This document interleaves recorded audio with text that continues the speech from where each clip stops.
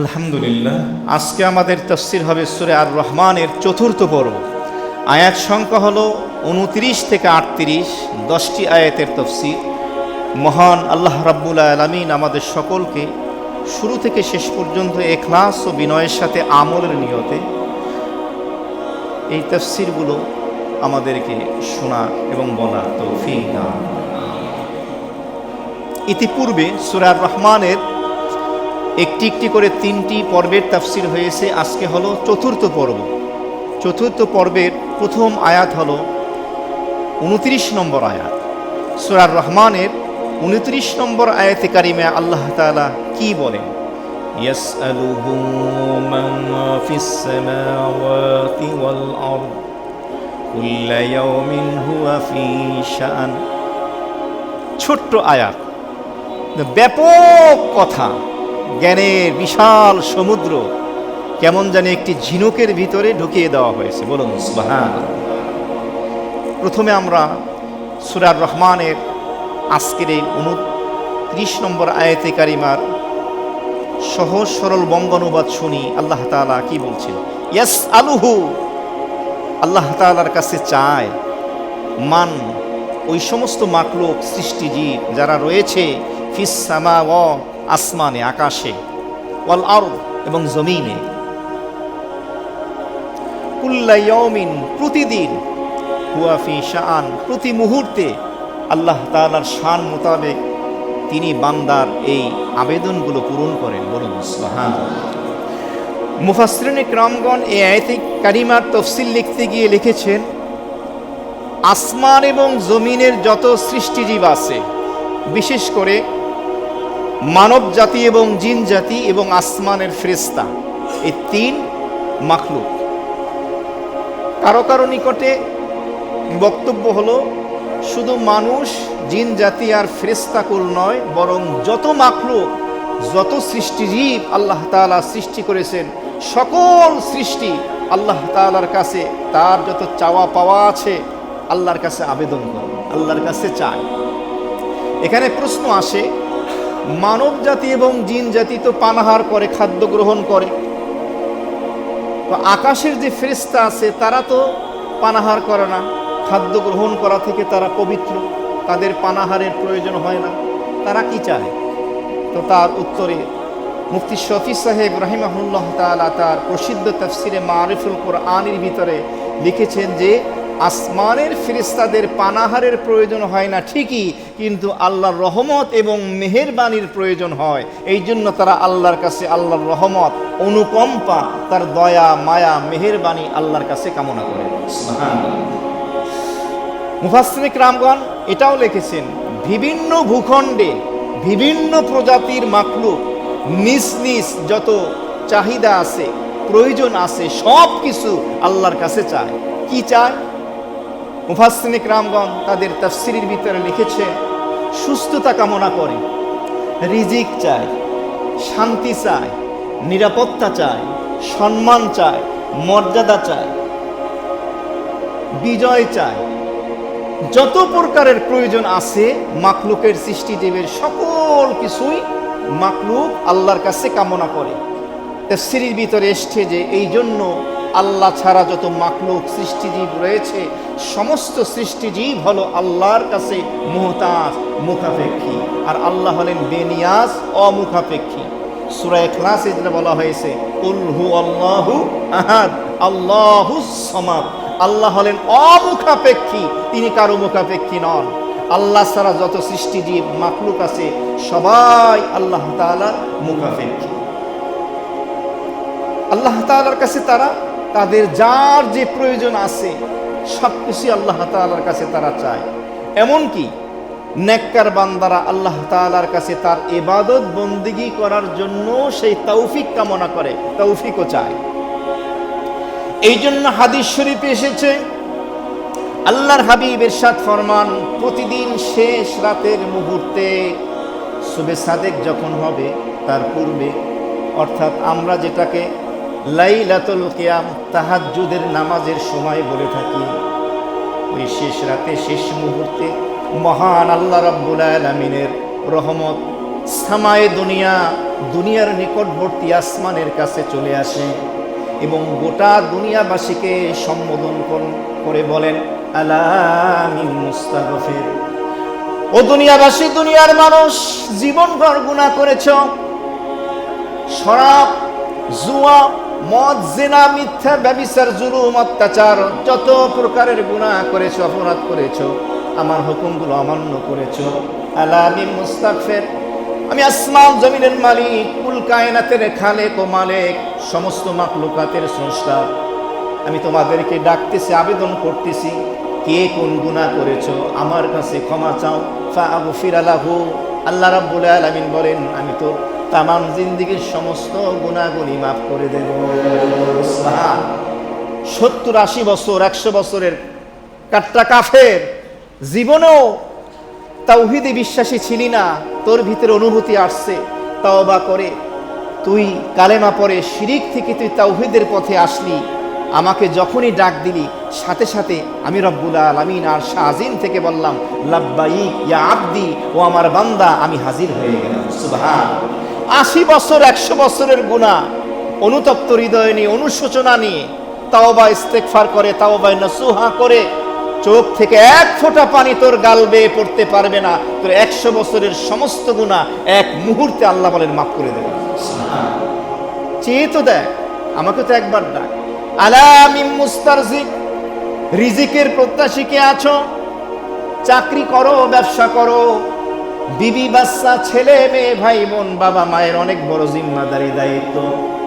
যা উপার্জন করো, মাস শেষে হাত খালি হয়ে যায়। মানিব্যাগ খোলার পরে দেখা যায় টাকা নাই। বিবি অসুস্থ, ওষুধ লাগবে, ছেলের টিউশনির টাকা লাগবে, স্কুলের বেতন দিতে হবে, মাদ্রাসার বেতন দিতে হবে, পরেশান হয়ে যাও। আলা মিন মুস্তারজিক। ও রিজিকের প্রত্যাশী, আমার কাছে রিজিক কামনা করো। ফাআরযুকাহু। আল্লাহ তাআলা বলেন, আমি আমার বিশাল খাজানা থেকে তোর জন্য পর্যাপ্ত পরিমাণের সম্মানজনক বরকতপূর্ণ রিজিকের ব্যবস্থা করে দেব। আলা মিন মুবতালা। আল্লাহ রাব্বুল আলামিন বিভিন্ন সমস্যার কথা নাম ধরে ধরে ডাকেন। কে কোন সমস্যার ভিতরে পড়েছো আমার কাছে চাও, আমার কাছে আবেদন করে দোয়া করো। আল্লাহ রাব্বুল আলামিন বলেন, আমি তোর সকল আবেদন গ্রহণ করে মঞ্জুর করে নেব, তোর সকল অভাবগুলো আমি পূরণ করে দেব। এভাবে চাইতে থাকে। হাসান বসরি রহমাতুল্লাহ আলাইহি একদিন মাহফিলের ভিতরে ওয়াজ করতেছিলেন। এমত অবস্থায় তিনি তার বয়ানের এক পর্যায়ে বললেন, শেষ রাত যখন আসে তখন আল্লাহ তাআলার রহমতের দরজাগুলো উন্মুক্ত হয়ে যায়, খুলে যায় এবং বান্দাকে ডাকতে থাকে, কার কি লাগবে আমার কাছে চা। একজন বৃদ্ধা নারী, বয়স্কা নারী, অনেক বয়স, ডাক দিয়ে বললেন, হাসান বসরি, আল্লাহ তাআলার রহমতের দরজা কি কখনো বন্ধ হয়? হাসান বসরি রহমতুল্লাহ আলাইহি তখন বললেন, এত বড় বুজুর্গ, এই বৃদ্ধা মা আমার থেকেও আল্লাহকে বেশি চিনেন। চেয়ে তো দেখো, আমার জীবনে আমি দেখেছি অনেক বড় বড় বিপদে পড়ে একদম দিল থেকে, অন্তর থেকে একদম আল্লাহর দিকে মোতাওয়াজ্জু হয়ে আমি চেয়েছি, আল্লাহ আমাকে সেই বিপদ থেকে মুক্ত করেছে। আপনি একিনের সাথে চান, দেখেন আপনি পান কিনা। অবশ্যই আপনি পাবেন। দুনিয়ার এই ছোট বড় বেকারত্ব, অর্থনৈতিক অসচ্ছলতা, পারিবারিক সমস্যা, রাজনৈতিক সমস্যা, এগুলো কিচ্ছু না। আপনি ভালো মতো চেয়ে দেখেন, ডেকে দেখেন। আল্লাহ তাআলা বলেন, একবার ডেকে তো দেখ, আমার কাছে চা। তো চাইলে আল্লাহ তাআলা তার সেই শান পূরণ করে দেন। আল্লাহ তাআলা শুধু বলেন চাও। ইয়াসআলুহু মান ফিস সামাওয়াতি ওয়াল আরদ। আসমান এবং জমিনের যত বাসিন্দা রয়েছে, মাখলুক রয়েছে, সৃষ্টিজীব রয়েছে, মুফাসসির ইকরামগণ এটাও লিখেছেন যে প্রত্যেককে শব্দমালার মাধ্যমে আবেদন করতে হবে এটা জরুরি না। যে কোনো মাখলুক তার নিজের ভাষায় যখন চাইবে, আল্লাহ বুঝবে কিনা? অবশ্যই আল্লাহ তাআলা বুঝবেন। পিপিলিকার ভাষা আল্লাহ বুঝেন কিনা? প্রত্যেকটা মাখলুকের ভাষাই তো আল্লাহ জানেন। এমনকি তাকে মুখ দিয়ে ব্যক্তও করতে হবে না, সে তার মতো তার আঙ্গিকে, তার ভঙ্গিতে যদি আল্লাহর কাছে আবেদন করে, দরখাস্ত করে, আল্লাহ তার আবেদন মঞ্জুর করে নেন। তিনি হলেন আল্লাহ। যে কোনো ভাবে সে চায়, আল্লাহ তাআলা তার এই আবেদন পূর্ণ করেন। এরপরে আল্লাহ তাআলা বলতেছেন এই 29 নম্বর আয়াতে কারিমার শেষের অংশে, কুল্লা ইয়াউমিন হুয়া ফি শাআন। কুল্লা ইয়াউমিন, এই শব্দটি ইয়াসআলুহু, এই ফেল, এই বারবে ক্রিয়ার জরফ হয়েছে।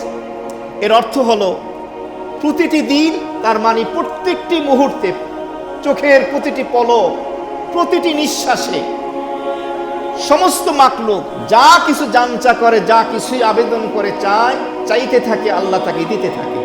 হুয়া ফি শান, আর এটাই হলো আল্লাহ তাআলার বিশেষ শান এবং মর্যাদা। সুবহান। কোন তাফসীর লিখেছেন আল্লাহ তাআলা প্রতি মুহূর্তে নিত্য নতুন নতুন কাজের ভিতরে আবির্ভূত হন। কি কাজ সেটা? তাফসীরের ভিতরে এসেছে, আল্লামা ইবনে কাসির রাহমাতুল্লাহ আলাইহি তাফসীর ইবনে কাসিরের ভিতরে লিখেছেন, কাদি সানাউল্লাহ পানিপতি রহমতুল্লাহ আলাইহি তাফসীরে মাজহারির ভিতরে লিখেছেন, মুফতি শফি সাহেব রাহমাহুল্লাহ তাআলা তাফসীরে মারিফুল কোরআনের ভিতরে, অন্যান্য তাফসীর গ্রন্থকার তাদের তাফসীর গ্রন্থের ভিতরে লিখেছেন যে বান্দা আল্লাহ তাআলার কাছে যা চায় সেই চাওয়া পূর্ণ করেন। এর অর্থ হলো আল্লাহ তাআলা সুস্থ ব্যক্তিকে কাউকে অসুস্থ করে দেন। কেন? ওকে সুস্থ রেখেছিলেন, ওই সুস্থতার নিয়ামতের কদর করে নাই, মূল্যায়ন করে নাই, যার কারণে একে অসুস্থ করে দেওয়া হলো। আবার কাউকে অসুস্থ ছিলেন, আল্লাহ তাকে সুস্থতা দান করে দেন। কাউকে আল্লাহ তাআলা অভাব অনটন দূর করে দেন, কাউকে সম্পদ দান করেন, কারো সম্পদ আবার কেড়ে নিয়ে যান। কেন?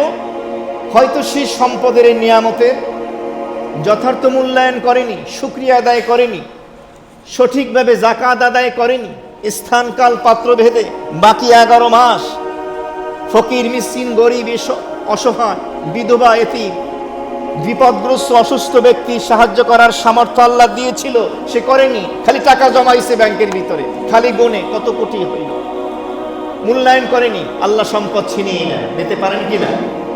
এক পলকে নিয়ে নিতে পারেন। অথবা সম্পদ নিয়ে নেন কেন? পরীক্ষা দেওয়ার জন্য হতে পারে, দেখি তুই এই পরীক্ষা উত্তীর্ণ হও কিনা। কারণ আল্লাহ তাআলার একটা নিয়ম হলো, আল্লাহ কাউকে রাজা বাদশা বানিয়ে, সম্পদশালী, ধনী বানিয়ে পরীক্ষা করেন, আমার নিয়ামতের শুকরিয়া আদায় করি না। কাউকে আল্লাহ ফকির, মিসকিন, অসহায়, গরিব বানিয়ে পরীক্ষা করে, ও সবর করে কিনা, ধৈর্য ধারণ করে কিনা। তার অর্থ হলো ধনীর জন্য পরীক্ষা, গরিবের জন্য পরীক্ষা। পরীক্ষা থেকে কেউ খালি না। এমনি ভাবে আল্লাহ তাআলা কাউকে নিরাপত্তা প্রদান করেন, কাউকে বিপদে ফেলেন, কাউকে বিজয় দান করেন, কাউকে পরাজিত করেন।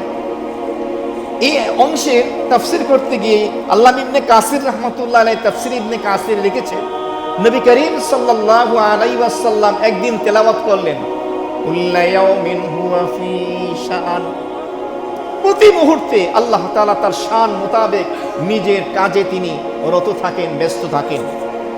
এই আয়াতে কারিমা তেলাওয়াত করার পরে সাহাবায়ে কেরাম নবীজিকে প্রশ্ন করলেন, ইয়া রাসূলুল্লাহ, আল্লাহ তাআলা প্রতি মুহূর্তে নতুন নতুন কাজে নিজের শান মোতাবেক এই যে কাজে ব্যস্ত থাকেন, কর্মরত থাকেন, এর ব্যাখ্যা কি, এর অর্থ কি?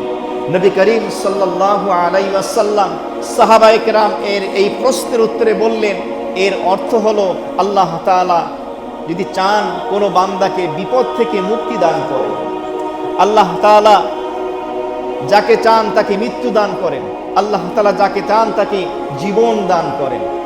এমনিভাবে আল্লাহ তাআলা কোনো জাতিকে বিজয় দান করেন, সম্মানিত করেন, কোনো জাতিকে আল্লাহ তাআলা পরাজিত করেন, কার উত্থান কারো পতন।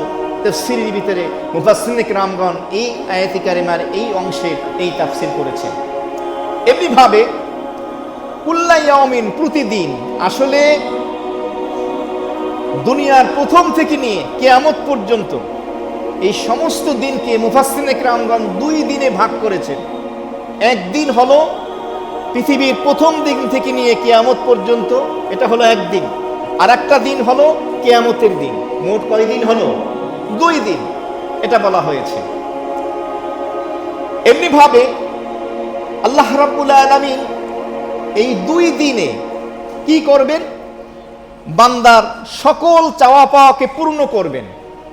একটা হলো দুনিয়ার দৃষ্টিকোণ থেকে, আর একটা হলো আখিরাতের দৃষ্টিকোণ থেকে। দুনিয়ার দৃষ্টিকোণ থেকে কিভাবে? দুনিয়ার দৃষ্টিকোণ থেকে আল্লাহর হুকুম হলো এভাবে, তোমরা এই কাজগুলো করবে এবং এই কাজগুলো করবে না। আল্লাহর হুকুম আহকাম বিধানাবলী, কিছু হলো আমর আদেশ সূচক করতে হবে, কিছু হলো নাহি নিষেধ সূচক করা নিষেধ। এমনিভাবে আল্লাহ তাআলা দুনিয়াতে কাউকে সম্মান দান করেন, রিজিক দান করেন, নিরাপত্তা দান করেন, সুস্থতা দান করেন। এটা হলো দুনিয়ার দিক থেকে। আর আখিরাতের দিক থেকে এর অর্থ হলো যে পরকালে যে ন্যাক আমল করে দুনিয়া থেকে বিদায় নিয়েছে, যে ন্যাক্কার হবে, সৎকর্মশীল হবে, আল্লাহ তাকে যাজা প্রতিদান দান করবেন, তাকে আল্লাহ জান্নাত দান করবেন। আর যে বেঈমান হয়ে বৎকার হয়ে বিদায় নেবে, নাউজুবিল্লাহি মিন যালিক, তাকে শাস্তি দেওয়া হবে, সাজা শাস্তি দেওয়া হবে। এটা একটা ব্যাখ্যা। এমনিভাবে এই আয়াতে কারিমার তাফসীরের ভিতরে এসছে যে মুকাতিল রহমাতুল্লাহ আলাইহি বলেন যে ইহুদি সম্প্রদায় তারা বলতো সপ্তাহের একদিন শনিবার দিন আল্লাহ কোনো কাজ করে না, এই দিন আল্লাহ ফ্রি থাকেন। তখন তাদের ওই কথার প্রসঙ্গে আল্লাহ রাব্বুল আলামিন এই সূরা আর রহমানের 29 নম্বর আয়াতে কারিমার শেষের অংশ নাজিল করে দিলেন, কুল্লা ইয়াউমিন হুয়া ফি শাআন। আল্লাহ তো হলেন সেই পবিত্র সত্তা যিনি প্রতি মুহূর্তেই কর্মব্যস্ত থাকেন, বান্দার যার যত চাওয়া পাওয়া আছে আল্লাহ তাআলা কি করেন? পূরণ করে দেন। তিনি হলেন আল্লাহ। এক বাড়িতে সন্তান মৃত্যুবরণ করেছে, আর এক বাড়িতে নতুন সন্তান জন্মগ্রহণ করেছেন কে? আল্লাহ। এক বাড়িতে খুশি, আর এক বাড়িতে দুঃখ, এক বাড়িতে আনন্দ, আর এক বাড়িতে বেদনা। হাসপাতালের ভিতরে লক্ষ লক্ষ রোগী কাতরাচ্ছে, চিকিৎসার জন্য ডাক্তারের কাছে গেছে। মানুষ বিপদে পড়লে আল্লাহকে ডাকে বেশি, দোয়া করে বেশি। তো এই যে লক্ষ লক্ষ রোগী প্রতি মুহূর্তে আল্লাহর কাছে শিফা চাচ্ছে, সুস্থতা চাচ্ছে, আল্লাহ তাআলা প্রতি মুহূর্তেই বান্দার চাহাত পূরণ করছে। কাউকে এই বিপদে ফেলে অসুস্থতা দিয়ে তার গুনাহ আল্লাহ মাফ করিয়ে দিচ্ছেন, তাকে নির্মল খাঁটি বানিয়ে জান্নাতি বান্দা বানিয়ে বিদায় নেওয়ার তৌফিক দিচ্ছে। মহান আল্লাহ রাব্বুল আলামিন এটি করেন। তো এটি হলো আল্লাহ তাআলার বিশেষ শান এবং বিশেষ মর্যাদা। এমনিভাবে হাদিস শরীফের মধ্যে এসেছে রাসূল করিম সাল্লাল্লাহু আলাইহি ওয়াসাল্লাম এভাবে তাকে এক সাহাবী প্রশ্ন করলেন, হে আল্লাহর রাসূল, আমরা কি আল্লাহ তাআলাকে কোনো পর্দা ছাড়া, আবরণ ছাড়া সরাসরি দেখতে পাবো? আল্লাহর হাবিব বললেন সাহাবীকে, হ্যাঁ দেখতে পাবে। সাহাবী প্রশ্ন করলেন, তার একটা দৃষ্টান্ত উপমা যদি দেন তাহলে আমরা সহজে বুঝতে পারি আল্লাহকে আমরা কিভাবে দেখব। আল্লাহ নবী বলেন, 14 তারিখ দিবাগত রাতের যে মধু চন্দ্রিমা রাতের যে চাঁদ, অর্থাৎ আরবি মাসের প্রথম দিন যখন চাঁদ উদিত হয়, চিকন সুতোর মতো থাকে, দেখতে কষ্ট হয়। দ্বিতীয় দিন একটু বাড়ে, তৃতীয় দিন আর একটু বাড়তে থাকে, বাড়তে বাড়তে 14তম দিনে চাঁদটা পূর্ণাঙ্গ আকৃতি ধারণ করে, যাকে 14 তারিখের চাঁদ বলা হয়। আল্লাহর হাবিব সাহাবা ইকরামকে বললেন, শোনো, 14 তারিখের রাতে এই পূর্ণিমার চাঁদ দেখতে যেমন কষ্ট হয় না, জান্নাতি বান্দা আল্লাহকে জান্নাতে এমন দেখতে পাবে। এভাবে দেখতে পাবে। আল্লাহ তাআলা আমাদের দেখার, তার দিদার নসিব করার তৌফিক দান। এই নবী বললেন, চাঁদ তো হলো আল্লাহর একটা মাখলুক, সৃষ্টিজীব, তাকেই তোমরা এত সুন্দর দেখতে পাও। সেই চাঁদকে যে বানিয়েছেন তার শান এবং মান মর্যাদা আরো তো বেশি। সুবহান। আরেকটি ব্যাখ্যা দেওয়া হয়েছে, আমি এই ব্যাখ্যাটি পেয়েছি, তাফসীর পেয়েছি তাফসীরে মাযহারের ভিতরে। কাদি সানাউল্লাহ পানিপতি রহমাতুল্লাহ আলাইহি তিনি লিখেছেন যে আল্লাহ তাআলা তিনি কি করেন, তিনটি দলকে এক জগৎ থেকে আর এক জগতে তিনি প্রেরণ করেন। একটা দল হলো, তার আগে বলি জগৎ, আলমে আরোহা, রুহের জগতে আমরা প্রথমে ছিলাম। এরপরে হলো আলমে বুতুন, মায়ের পেটের জগতে ছিলাম। এরপরে হলো আলমে দুনিয়ার জগতে আছি। এরপর হলো আলমে বারজাক, কবরের জগৎ। 5 নম্বরে হলো আলমে মাহশার, হাসরের জগৎ। তাহলে জগৎ মোট কয়টা? 5টা। 2টা অতিক্রম করেছি, রুহের জগৎ, মায়ের পেটের জগৎ, গর্ভে ছিলাম। আমরা মাঝখানে দুনিয়ার জগতে আছি। সামনে কয়টা আছে? 2টা, একটা কবরের জগৎ আর একটা হলো হাসরের জগৎ। এরপরে ফাইনাল ডিসিশন, সিদ্ধান্ত হবে কে আসহাবুল ইয়ামিন, কে আসহাবুশ শিমাল, কারা জান্নাতে যাবে, কারা জাহান্নামে যাবে। আল্লাহ আমাদের আসহাবুল ইয়ামিন জান্নাতি হয়েই যাওয়ার তৌফিক দান করুন, আমিন। তো ব্যাখ্যায় লেখা হয়েছে তিনটি দল। একটা হলো প্রথম দল, যেটা স্বামী এবং স্ত্রীর মিলনের মাধ্যমে স্বামীর পিছনের পাজরের হাড্ডি, সেখান থেকে শুক্রাণু প্রথম সেখান থেকে গমন করে স্ত্রীর অর্থাৎ মায়ের গর্ভের ভিতরে বিচরণ করে, মায়ের গর্ভে যায়, এক জগৎ থেকে আর এক জগতে। মায়ের গর্ভ থেকে বাচ্চা ভূমিষ্ঠ হয়ে আলেমে দুনিয়ার জগতে আসে। দুনিয়ার জগতে আসার পরে এখান থেকে আবার এক সময় মৃত্যুবরণ করে আলেমে বরজাক কবরের জগতে আসে। এই তিনটা জগতের ব্যাখ্যা আমি পেয়েছি। মুহতারাম হাজিরিন, তো সূরা রহমানের 29 নম্বর আয়াতে কারিমার ভিতরে মহান আল্লাহ রাব্বুল আলামিন এই কথাই বললেন, আসমান এবং জমিনের যত সৃষ্টির জীব আছে, মানব জাতি, জিন জাতি, এমনিভাবে ফেরেশতা এবং সমস্ত সৃষ্টিকুল মাখলুক, যার যত প্রয়োজন আছে, হাজত আছে, এগুলো আল্লাহর কাছে চান। আল্লাহ তাআলা তাদের আবেদন মঞ্জুর করে তাদের সে আবেদন পূর্ণ করে দেন। এই যে দেখেন, প্রতিটি মুহূর্তে আমরা নিঃশ্বাস নিচ্ছি এবং ছেড়ে দিচ্ছি, কিছু মনেই করি না। অনেক সময় অনেক রোগী এমন অসুস্থ হয়ে যায়, সুস্থ মানুষের মতো শ্বাস নিঃশ্বাস নিতে পারে না, তাকে অক্সিজেন সিলিন্ডার দিয়ে এভাবে তাকে অক্সিজেন দেওয়া হয়। প্রতিদিন কয়েক হাজার টাকার এই অক্সিজেন তাকে দিতে হয় অসুস্থ রোগীকে। আল্লাহ তাআলা যদি বলতেন যে গত মাসের অক্সিজেনের যে বিল হয়েছে সেই বিল দেওয়া হয় নাই, ওই যে বিদ্যুতের লাইন যেভাবে কাইটে দেয়, আগামী মাস থেকে কিন্তু অক্সিজেন বন্ধ হয়ে যাবে, আমরা বাঁচতে পারতাম? এরকম প্রত্যেকটা নিয়ামতের দিকে তাকিয়ে আমরা দেখি বিনা পয়সা আল্লাহ তাআলা আমাদের দিচ্ছে। এরপরে 30 নম্বর আয়াতে কারিমে আল্লাহ তাআলা এই কথাকেই স্মরণ করিয়ে দেওয়ার জন্য বলেন, ফাবি আইয়ি আলা'i রাব্বিকুমা তুকাযিবান। আল্লাহ রাব্বুল আলামিন এরপরে বলেন, ও আমার বান্দা, বিশেষ করে মানব জাতি, জিন জাতি, যারা হলেন মুকাল্লাফ, যাদের উপরে শরীয়তের হুকুম বর্তায়, শরীয়তের বিধানাবলীগুলো যাদেরকে পালন করতে হয়, সমস্ত মাখলুকের ভিতরে দুই শ্রেণীর মাখলুক হলো মুকাল্লাফ। একটা হলো মানব জাতি, আর একটা হলো জিন জাতি। মুকাল্লাফ শব্দের অর্থ হলো আল্লাহ তাআলার হুকুম বিধানাবলী যাদের উপরে পালন করা ফরজ, জরুরি, তারা পালন করে। আল্লাহ তাআলা সম্বোধন করে বলে, ও আমার সকল সৃষ্টিজীব, মানব জাতি, জিন জাতি, ফেরেশতা থেকে শুরু করে যারা মাখলুক আসো, আমার কোন কোন নিয়ামতকে তোমরা অস্বীকার করো? কোনো নিয়ামতকে অস্বীকার করার কোনো সুযোগ আছে? কিভাবে তোমরা অস্বীকার করো? ফাবি আইয়ি আলা'i রাব্বিকুমা তুকাযিবান। সূরা আর রহমানের ভিতরে এই আয়াতে কারিমা কতবার আসছে? 31 বার এসেছে, এবং এর তাফসীর আমি বিগত 3টি পর্বের ভিতরেও করেছি। এরপরে আসি 31 নম্বর আয়াতে কারিমা আল্লাহ কি বলেন, সানাফুরুগু লাকুম আইয়ুহাস সাকালান।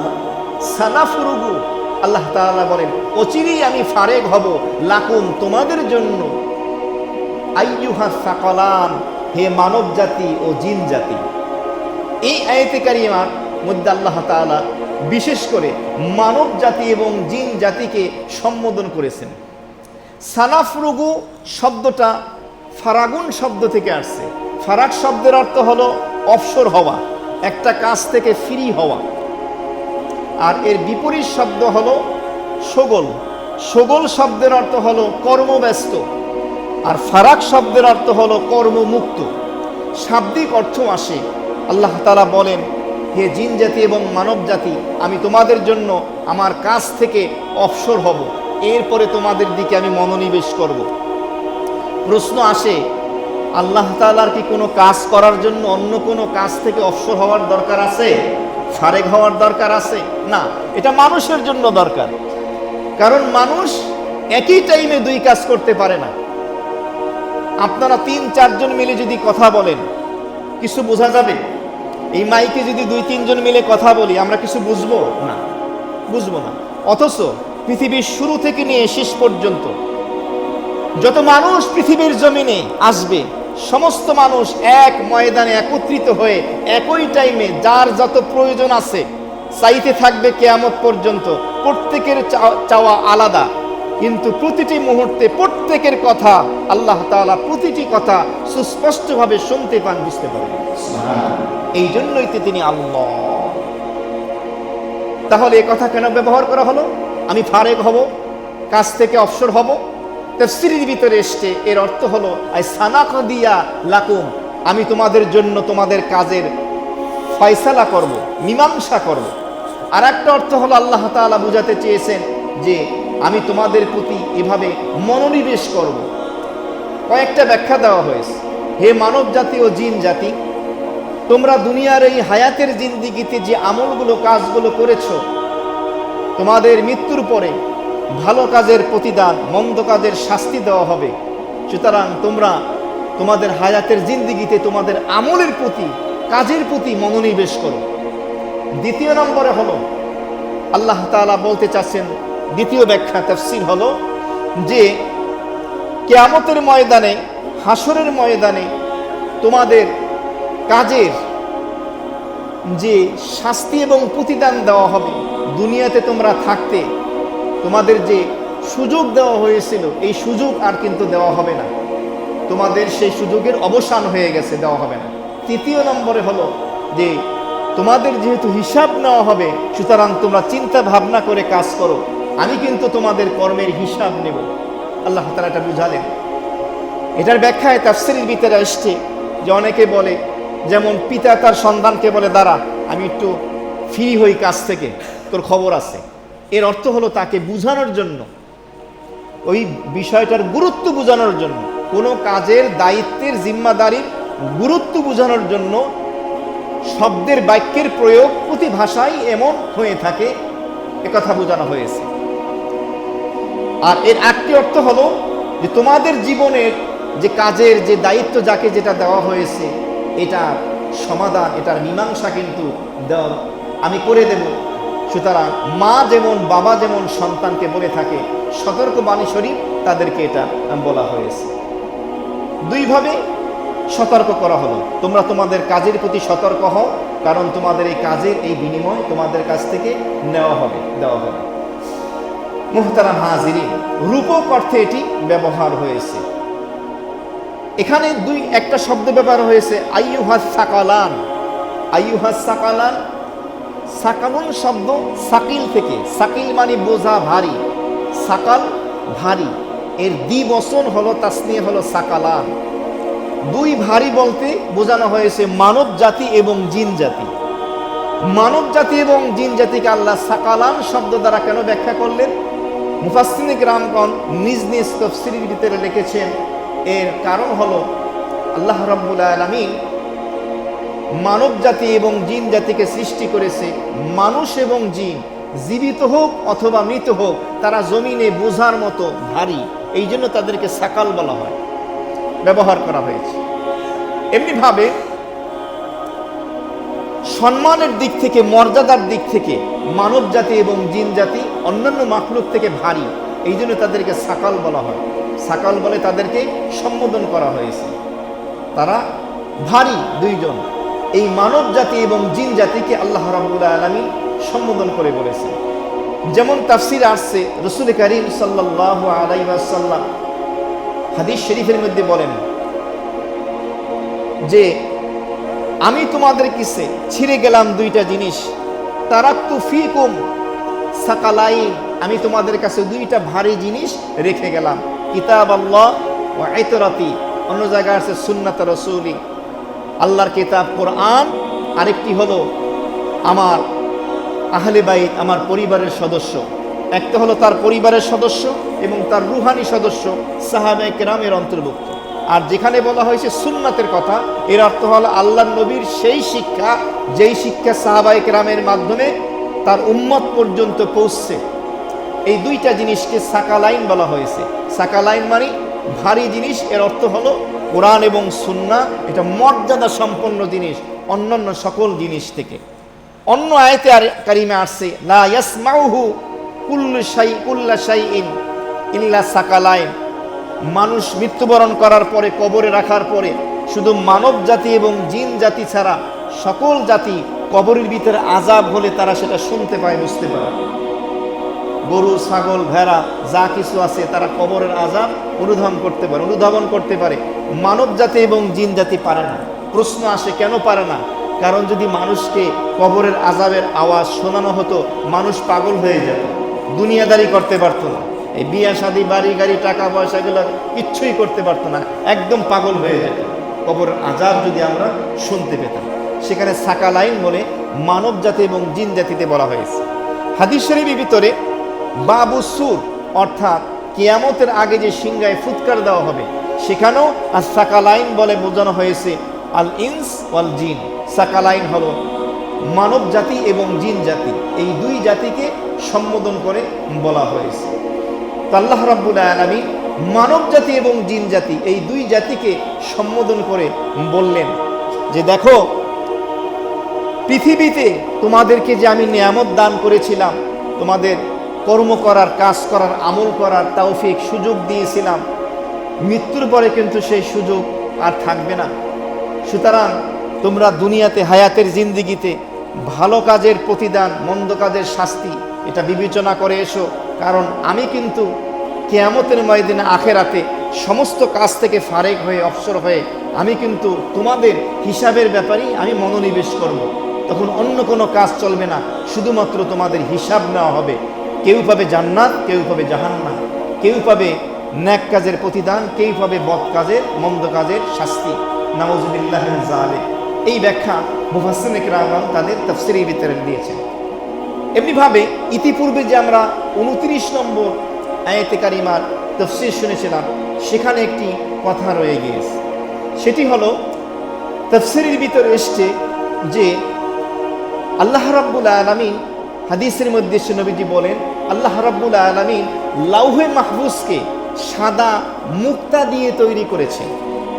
লাউহে মাহফুজকে সাদা মুক্ত দিয়ে আল্লাহ তাআলা তৈরি করেছেন এবং এই লাউহে মাহফুজের যে দুই পাশের মলাট, এই মলাট হলো সবুজ রঙের ইয়াকুত পাথরের তৈরি, আর এই কিতাব, কাগজ এবং এই কলম হলো আল্লাহর নূরের তৈরি। আর এই লাউহে মাহফুজের দূরত্ব হলো পৃথিবী থেকে নিয়ে আসমান পর্যন্ত, এ হলো প্রস্থের দিক থেকে এর দূরত্ব। প্রতিদিন আল্লাহ রাব্বুল আলামিন এই লাউহে মাহফুজকে 360 বার আল্লাহ তাআলা দেখেন, প্রদক্ষিণ করেন, সেটাকে দেখেন এবং আল্লাহ রাব্বুল আলামিন যা ইচ্ছা তাই সৃষ্টি করেন। যাকে চান মৃত্যু দান করেন, যাকে চান জীবন দান করেন, যাকে চান সম্মান দান, অসম্মানিত করেন এবং আল্লাহ তাআলা যা ইচ্ছা চান তাই তিনি সৃষ্টি করেন। এই একটি ব্যাখ্যাও পাওয়া যায়। মুহতারাম হাজিরিন, তো সূরা আর রহমানের এই 31 নম্বর আয়াতে কারিমার ভিতরে মহান আল্লাহ রাব্বুল আলামিন মানব জাতি এবং জিন জাতিকে বিশেষ করে সম্বোধন করে বললেন যে দেখো, আমি তোমাদের প্রতি তোমাদের কর্মের হিসাব নেওয়ার জন্য কিন্তু মনোনিবেশ করব। তো সতর্ক করে দিয়ে তিনি আমাদের প্রতি ইহসান, অনুগ্রহ করলেন যে তোমরা যদি আমার ক্ষমা পেতে চাও, তোমরা যদি আমার নিয়ামতে পরিপূর্ণ জান্নাতের মালিক হতে চাও, তোমাদেরকে আগেই অগ্রিম সতর্ক করে দিলাম, তোমরা ভালো আমল করো, নেক আমল করো। আল্লাহ আমাদের তৌফিক দান করুন, আমিন। এখানে মানব জাতি এবং জিন জাতিকে বিশেষ করে কেন? কারণ তারা হলেন মুকাল্লাফ, শরীয়তের বিধিবিধান তাদেরকেই পালন করতে হয়, ইতিপূর্বে আমরা শুনেছি। এরপরে 32 নম্বর আয়াতে কারিমা, ফাবিআইয়ি আলা'i রাব্বিকুমা তুকাযযিবান। এরপর আল্লাহ তাআলা বলেন, ও মানব জাতি, জিন জাতি, আমার সৃষ্টিকুল, আমার মাখলুক, তোমরা আমার কোন কোন নিয়ামতকে অস্বীকার করবে? আমার নিয়ামতকে তো অস্বীকার করার কোনো সুযোগ নেই। এই যে সতর্ক করা, এটাও আল্লাহ তাআলার একটা নিয়ামত। কারণ যদি সতর্ক না করতেন আমরা হয়তো গুনাহে লিপ্ত হতাম, যার কারণে আমরা এই জান্নাতের নিয়ামত থেকে বঞ্চিত হতাম। আমরা যে আল্লাহকে ভয় করি, আমরা যে 5 ওয়াক্ত নামাজ পড়ি, আমরা যে গুনাহ থেকে বাঁচি, অন্যের হক নষ্ট করি না, সুদ খাই না, ঘুষ খাই না, অন্যের জমিনের ভিতরে লাঙল ঠেলি না, আমরা পর্দা মোতাবেক চলার চেষ্টা করি, এগুলো কার ভয় করি? আল্লাহ রাব্বুল আলামিনের ভয় এগুলো আমরা করি। এগুলো করি কারণ আল্লাহ তাআলা নিষেধ করেছেন, এগুলো করলে শাস্তি দেওয়া হবে, এগুলো থেকে আমরা বেঁচে থাকি। তো এই সতর্ক যে আল্লাহ করেছেন, এটাও আল্লাহ তাআলার অনেক বড় ইহসান, অনুগ্রহ। সতর্ক করার কারণেই তো আল্লাহর হুকুম পালনের তৌফিক হচ্ছে, আর হুকুম পালনের তৌফিক হওয়ার কারণেই আল্লাহর জান্নাত পাওয়ার তৌফিক হচ্ছে। সুতরাং এটাও এক প্রকারের নিয়ামত, সতর্ক করাটা। এরপরে 33 নম্বর আয়াতে কারিমে আল্লাহ তাআলা কি বলছেন? ইয়া মাশারাল জিন্নি ওয়াল ইনস ইন ইসতাতা'তুম আন তানফুযু মিন আকতারিস সামাওয়াতি ওয়াল আরদি ফানফুযু লা তানফুযুনা ইল্লা বিসুলতান। ইয়া মাশারাল জিন্নি ওয়াল ইনস, হে মানব জাতি এবং জিন জাতি, ইন ইসতাতা'তুম, যদি তোমরা সক্ষম হও, যদি তোমরা পারো, তোমাদের যদি ক্ষমতা থাকে, আন তানফুযু, অতিক্রম করা, মিন আকতারিস সামাওয়াতি ওয়াল আরদ, আসমান এবং জমিনের সীমানা, ফানফুযু, অতিক্রম করে চলে যাও। মানব জাতি এবং জিন জাতি, তোমাদের কারো যদি কোনো ক্ষমতা থাকে, শক্তি থাকে, তোমরা যদি পারো আসমান এবং জমিনের যে সীমানা আছে এই সীমানা অতিক্রম করে চলে যাও। এক যুবক এক আল্লাহর ওলির কাছে এসে বলেছিল, হযরত, আমার গুনাহ করতে ইচ্ছা করে। বিভিন্ন রকমের গুনাহের কথা বলল, জেনা, চুরি, ডাকাতি, অন্যের হক নষ্ট করা, এগুলো। তখন ওই বুজুর্গ ওই যুবককে বুঝালেন, তুমি যে আল্লাহ তাআলার প্রতি মুহূর্তে তার নিয়ামত ভোগ করছো, সুতরাং আল্লাহর নাফরমানি তো তুমি করতে পারো না। যুবক তারপরও মানতে চায় না, আমার মন চায়। তখন বুজুর্গ বললেন, তাহলে একটা কাজ করো, তোমাকে গুনাহ করার একটা সুযোগ আছে, দেওয়ার একটা অপশন আছে। যুবক খুশি। কি অপশন? বুজুর্গ বললেন, তুমি আল্লাহর জমিন থেকে, জমিনের উপর থেকে এবং আসমানের নিচ থেকে, অর্থাৎ আল্লাহর জমিন এবং আসমানের যে সীমানা আছে, বাউন্ডারি আছে, এর বাইরে যদি কোথাও যাওয়ার সুযোগ থাকে সেখানে চলে যাবে। যুবক বলল যে এই সীমানা অতিক্রম করার ক্ষমতা তো কারো নাই, কারণ আমি যেখানেই যাব সেই জায়গার মালিক কে? সুতরাং তোমাকে আল্লাহর হুকুম মানতেই হবে, এছাড়া কোনো সুযোগ নেই। আল্লাহ তাআলা মানব জাতি এবং জিন জাতিকে সম্বোধন করে বললেন মাশারুন, শব্দের অর্থ হলো জাতি, সমবেত। এই শব্দটার প্রয়োগ কোরআনে কারিমের আরো বিভিন্ন জায়গায় হয়েছে, বিভিন্ন হাদিসের মধ্যে হয়েছে, মা বোনদের জন্য হয়েছে। নবীজি বলেছেন, ইয়া মাশারান নিসা তাসাদ্দাকনা, ও নারী সম্প্রদায়, তোমরা আল্লাহ রাব্বুল আলামিনের রাস্তায় খরচ করো, দান করো। নারীদের ভিতরে কৃপণতাটা বেশি, তারা সম্পদের মায়া করে বেশি, মহব্বত বেশি। 2 বড়ি 3 বড়ি আছে, আরো 10 বড়ি, আরো 20 বড়ি, এমন নারীও আছে 100-150 বড়ি স্বর্ণ আছে কি নাই? যাকাতও ঠিক মতো দেয়। এগুলো কিয়ামতের ময়দানে বিষাক্ত সাপ হবে, আগুনের চুরি হবে, তারপরে তার অঙ্গে পরিয়ে দেওয়া হবে। নাউযুবিল্লাহ মিন যালিক। তো আল্লাহর হাবিব ইয়া মাশারান নিসা বলেও নারীদের সম্বোধন করেছে, দান করো। দান করলে তখন তোমার কি হবে? আল্লাহর দ্বীনের প্রতি তোমার মহব্বত তৈরি হবে। এই জন্য এক যুবক এক বুজুর্গের কাছে এসেছিল, এসে বলেছিল, হযরত, আমার মৃত্যুকে অনেক ভয় লাগে, মরার কথা শুনলেই ভয় লাগে। এই জন্য উলামায়ে কেরাম মউতের আলোচনা করলে অনেক মুসল্লি উঠে চলে যায়, মৃত্যুর কথা শুনতেই চায় না, মৃত্যুটা অপ্রিয়, অপছন্দনীয় হয়ে গেছে। তো ওই যুবক যখন বলল যে আমার মৃত্যুর কথা শুনলেই ভয় লাগে, খারাপ লাগে, এটা আমার অপছন্দ, তখন বুজুর্গ বললেন, যুবক, তুমি কাজ করো, তোমার সামর্থ্য অনুযায়ী তুমি আল্লাহর রাস্তায় বেশি বেশি দান করো। যার সামর্থ্য আছে 1 কোটি টাকার, সে 1 কোটি দেবে। যার 1 লাখ আছে সে 1 লাখ দেবে। যার 10,000 10,000, 1,000 1,000, যার 10 টাকা সে 10 টাকা দেবে। 1 টাকা পারলে 1 টাকা দেবে। যার যতটুকু সামর্থ্য আছে সে অনুযায়ী দেবে। যুবক দান করতে লাগলো তার সামর্থ্য অনুযায়ী। কিছুদিন পরে যুবক ওই বুজুর্গের দরবারে এসে বলল, হযরত, বুঝলাম না, এতদিন আমার মৃত্যুটা এত অপছন্দ লাগছে, এখন খুব মৃত্যুটা আমার মাহবুব, প্রিয়, পছন্দ লাগে, কারণটা কি একটু আমাকে বলেন। তখন বুজুর্গ বললেন যে দেখো, যার অ্যাসেট যেখানে থাকে তার দিল সেখানে লাইগে থাকে। বাড়িওয়ালার দিল বাড়ির সাথে লাইগে থাকে, বুঝতেছেন কিছু? ফ্যাক্টরিওয়ালার দিল ফ্যাক্টরির সাথে লাইগে থাকে, গাড়ি আলার দিল গাড়ির সাথে লাইগে থাকে। তো এতদিন তো তুমি দান করো নাই, তোমার দিল তো দুনিয়ার সাথে লাইগে আছে, আখেরাত কেন ভালো লাগবে? তুমি এত পরিমাণে দান করছো, এখন দুনিয়ার থেকে আখেরাতে তোমার অ্যাসেট বেশি হয়ে গেছে, সম্পদ বেশি হয়ে গেছে জান্নাতে। এই জন্য দিল দুনিয়া থেকে ছুঁইটা আখেরাতের লাগে লাগছে। আর আখেরাত পাইতে হলে মৃত্যু লাগবে। মৃত্যুর দেওয়াল ভাঙার পরই, এই প্রাচীর ভাঙার পরই তোমার আল্লাহর সাথে সাক্ষাৎ হবে। সুবহানাল্লাহ।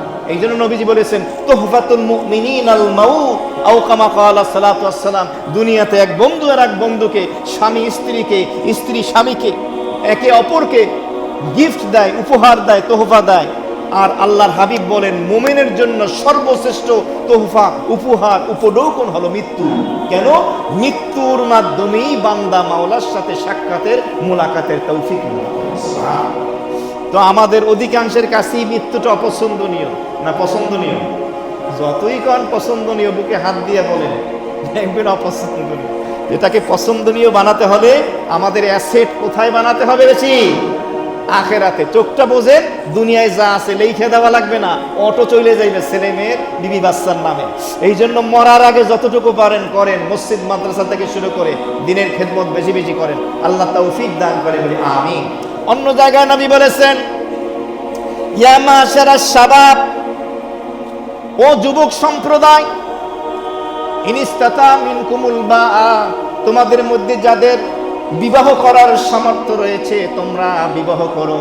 কারণ বিবাহ করার মাধ্যমে তোমার দৃষ্টিশক্তি অবনত থাকবে, নজরের হেফাজত হবে এবং তোমার লজ্জায় স্থানের হেফাজত হবে। এদিকে গেলে অনেক সময় লাগবে। আর যাদের বিবাহ করার সামর্থ্য নেই, এই দুইটা হইতে পারে। একটা হলো শারীরিক অক্ষম, দুর্বল, তাহলে আগে সালসা টালসা খাও, ওষুধ টষুধ ভিটামিন খাইয়ে সুস্থ হও, তা না হলে 6 মাস পরে বউ চলে যাবে, মানিজ্জাত থাকবে না এলাকায়। আর দ্বিতীয় একটা কারণ হলো সুস্থ আছে, টাকা নাই, মাল নাই, যে টাকা দিয়ে বউর মোহর দিতে হবে। বউকে কমপক্ষে একটা ফ্ল্যাট না পারো আলাদা একটা রুম দিতে হবে, যেই রুমে মেয়েটা যেন স্বামীর বাড়িতে এসে পর্দার সাথে থাকতে পারে। তার ভরণ পোষণ এটাও যদি না থাকে যে কোনো একটা, তাহলে নবী বলেন ফালাইকুম বিসসাওম, রোজা রাখো। রোজা রাখলে তোমার যৌবিক চাহিদাটা নির্বাপিত হবে। তো যাই হোক, সেখানেও নবীজি ইয়া মাশারাশ শাবাব শব্দ ব্যবহার করেছে। আমি মাশার শব্দের ব্যাখ্যা করতেছি। আল্লাহ তাআলা এই সূরা রহমানের 33 নম্বর আয়াতে কারিমার ভিতরে সম্বোধন করলেন ইয়া মাশারাল জিন্নি ওয়াল ইনস, হে জিন জাতি এবং মানব জাতি। এখানে জিন জাতিকে আগে আনলেন, তারপরে আনলেন মানব জাতি। কেন? কোরআনের বর্ণনা শৈলীটা দেখেন, তার নান্দনিকতাটা দেখেন, কত চমৎকার। কারণ জিন জাতি এবং মানব জাতিকে সম্বোধন করে আল্লাহ বলছেন তোমাদের কারো যদি ক্ষমতা থাকে আসমান জমিনের সীমানা অতিক্রম করার, তাহলে করো। আসমান জমিনের সীমানা অতিক্রম করার জন্য শক্তি লাগে, ক্ষমতা লাগে। এটা মানুষের থেকে বেশি কার? জিন জাতির বেশি। সেকেন্ডের ভিতরে চোখের পলকে এক দেশ থেকে আর এক দেশে যেতে পারে, আমরা পারি না। তাফসীরে আসছে এই জন্য আল্লাহ তাআলা মানব জাতির আগে জিন জাতির আলোচনা করেছেন। সুবহানাল্লাহ, কি চমৎকার বর্ণনা শৈলী। আল্লাহ তাআলা এখানে বললেন এই পলায়ন করার দুইটা অর্থ হতে হয়, একটা হলো দুনিয়া, একটা হলো আখেরাত। দুনিয়ার দিক থেকে কি? দুনিয়ার দিক থেকে হলো যে তুমি অন্যায় কাজ যদি করো, নাফরমানি যদি করো, আর যদি তোমার উপরে কোনো বালা মুসিবত বিপদ আসে, তাহলে তুমি পলায়ন কেমনে করবে? আর একটা অর্থ তো এর আগে আমরা শুনেছি যে আল্লাহ তাআলার অসংখ্য নেয়ামত দ্বারা প্রতিটি মাখলুক, মানব জাতি, জিন জাতি, আমরা ডুবে আছি। সুতরাং আল্লাহ তাআলার এই নেয়ামতকে আমরা কিভাবে অস্বীকার করব? নেয়ামতকে অস্বীকার যদি করো, নাফরমানি যদি করো, তাহলে আসমান জমিনের সীমানার বাইরে চলে গিয়ে কর, সেখানে গিয়ে তুই করতে পারো, এখানে করতে পারবি না। পৃথিবীতে অনেক দেশ এমন আছে যেই দেশের কিছু নির্ধারিত বাউন্ডারি আছে, যার ভিতরে কিছু কাজ এমন আছে যেগুলো রাষ্ট্রীয়ভাবে অন্যায় করা যাবে না, সে কাজ করলে তাকে শাস্তি দেওয়া হবে। সুতরাং আল্লাহর দুনিয়া, আল্লাহর জমিনে থাকবা, নেয়ামত ভোগ করবা, অথচ তার হুকুম পালন করবা না, এটা হতে পারে না। আসমান এবং জমিনের সীমানা অতিক্রম করতে যদি পারো, করো। কিন্তু আল্লাহ বলতেছেন লা তানফুজুনা ইল্লা বিসুলতান, তোমরা আসমান এবং জমিনের সীমানা অতিক্রম করতে পারবে না ক্ষমতা ছাড়া, শক্তি ছাড়া, শক্তি ব্যতি রেখে। এই অংশের তাফসীরে লেখা হয়েছে যে আল্লাহ রাব্বুল আলামিন অসম্ভবকে সম্ভব ধরে, অসম্ভবকে সম্ভব ধরে এই ধারাকে মানব জাতি এবং জিন জাতির সামনে উপস্থাপন করে তাদের অক্ষমতা প্রকাশ করেছেন। কঠিন কথা। মানে আসমান এবং জমিনের সীমানা অতিক্রম করা কি না? সম্ভব না। এই অসম্ভবটাকে সম্ভব দেখাইয়া মানব জাতিকে সম্বোধন করে মানব জাতি যে অক্ষম, তার অক্ষমতার আল্লাহ প্রকাশ করেছে। এটাকে বলা হয় আমরুল আজিজ, মানে এমন আদেশ যেই আদেশ পালন করতে বান্দা অপারগ, কোনোদিন বান্দা পারবে না। এই কথা আল্লাহ তাআলা এখানে বুঝিয়েছে। আর একটা হলো আখিরাতের দৃষ্টিকোণ থেকে, দুনিয়ার দৃষ্টিকোণ থেকে, আর একটা আখিরাতের। দুনিয়ার দৃষ্টিকোণ থেকে একটা ব্যাখ্যায় তাফসীরে লেখা হয়েছে যে তোমার হায়াত যখন শেষ হয়ে যাবে, মালাকুল মউত যখন তোমার জান কবজ করতে আসবে, তোমার মউত যখন এসে যাবে, মৃত্যুর হাত থেকে তুমি পলায়ন করতে পারবে না। হে জিন জাতি, মানব জাতি, আসমান এবং জমিনের সীমানা অতিক্রম করতে পারলে করো, তবে তোমরা পারবে না এই শক্তি ক্ষমতা ছাড়া। এর আরেকটা ব্যাখ্যা হলো মৃত্যু যখন পাকড়াও করবে, মৃত্যুর হাত থেকেও তোমরা পলায়ন করতে পারবে না। একটা ব্যাখ্যা। আখিরাতের দৃষ্টিকোণ থেকে ব্যাখ্যা কি? আখিরাতের দৃষ্টিকোণ থেকে ব্যাখ্যা হলো যখন আল্লাহ রাব্বুল আলামিন বান্দার হিসাব নেওয়া শুরু করবেন, যারা অপরাধ করেছে বৎকার হয়ে দুনিয়া থেকে বিদায় নেবে, যখন তাদের শাস্তির হুকুম হবে, তখন তারা আল্লাহর পাকড়াও থেকে পলায়ন করতে পারবে না। পলায়ন করা তাদের জন্য সম্ভব হবে না। কেন? তার ব্যাখ্যার ভিতরে দেওয়া হয়েছে, তাফসীরের ভিতরে এসছে, কিয়ামতের পূর্ব মুহূর্তে এভাবে মানুষ হাট বাজার, বিয়ে শাদী, দুনিয়াবি কাজ নিয়ে ব্যস্ত থাকবে। হঠাৎ করে কিয়ামত প্রতিষ্ঠিত হয়ে যাবে, আর সুযোগ দেওয়া হবে না। তাফসীরের ভিতরে এসছে প্রথম আসমানটা এভাবে ফেটে যাবে। আসমানের প্রান্ত সীমায় আসমানের সকল ফেরেশতারা থাকবে, তারা দুনিয়ার জমিনে নেমে আসবে। এরপরে দ্বিতীয় আসমানটা ফেটে যাবে। পরবর্তী আয়াতে কারিমা আসবে সে আসমান প্রসঙ্গে, সেখানে যত ফেরেশতা আছে দুনিয়ায় নেমে আসবে। তৃতীয় আসমান, চতুর্থ আসমান, পঞ্চম, ষষ্ঠ, সপ্তম, এই 7 আসমানের ফেরেশতারা যখন দুনিয়ার জমিনে নেমে আসবে এবং হাসরের ময়দানে তারা এভাবে কাতারবদ্ধ হয়ে দাঁড়িয়ে যাবে। 7টা সারি হবে ফেরেশতাদের, 7টা সারি এভাবে চতুর্দিক থেকে হবে। নাফরমান বান্দা যারা আছে তাদের চতুর্দিকে ঘিরে এভাবে দাঁড়িয়ে যাবে। তখন আর তারা কি করতে পারবে না? পলায়ন করতে পারবে না। এই আয়াতে কারিমার তাফসীরের ভিতরে কোরআনে কারিমের অন্য আয়াতে কারিমা আনা হয়েছে। ওয়াজাআ রাব্বুকা ওয়াল মালাকু সাফফান সাফফা ওয়াজিআ রাব্বুকা ইয়াওমাইদিন বিজাহান্নাম ইয়াওমাইদিন ইয়াতাযাক্কারুল ইনসান ওয়া আন্না লাহু যিকরা। ওয়াজাআ রাব্বুকা, প্রথম আসমান, দ্বিতীয় আসমান থেকে নিয়ে সপ্তম আসমান পর্যন্ত ফেটে যাবে আসমানগুলো। প্রত্যেক আসমানের প্রান্ত সীমায় যখন ফেরেশতা থাকবে, সবগুলো ফেরেশতা জমিনের ভিতরে নেমে আসবে। এমনিভাবে জমিনের চতুর্দিকে হাসরের ময়দানে পরিবেষ্টন করে 7টা সারি হয়ে যাবে ফেরেশতাদের, যেটাকে বলা হয়েছে ওয়াল মালাকু সাফফান সাফফা, অর্থাৎ ফেরেশতারা কাতারবদ্ধ হয়ে দাঁড়িয়ে যাবে। এরপরে ওয়াজাআ রাব্বুকা, তোমাদের রব মহান আল্লাহ রাব্বুল আলামিন তোমাদের মাঝে আসীন হবে। ইয়াউমাইদি ওয়াজিআ ইয়াউমাইদি জাহান্নাম, আল্লাহ রাব্বুল আলামিনের বাম দিকে জাহান্নাম চলে আসবে। ওই জাহান্নামের ভয়ানক শাস্তি, আযাব দেখার পরে হাসরবাসী এদিক সেদিক দৌড়াতে শুরু করবে, চতুর্দিকে ভাগতে থাকবে। কিন্তু ভাগার পরে যখন দেখবে চতুর্দিকে 7 সারির ফেরেশতারা দাঁড়িয়ে আছে, পালানোর কোনো সুযোগ নাই, আবার তারা ছুটে সেই পূর্বের নিজ নিজ জায়গায় এসে দাঁড়িয়ে যাবে।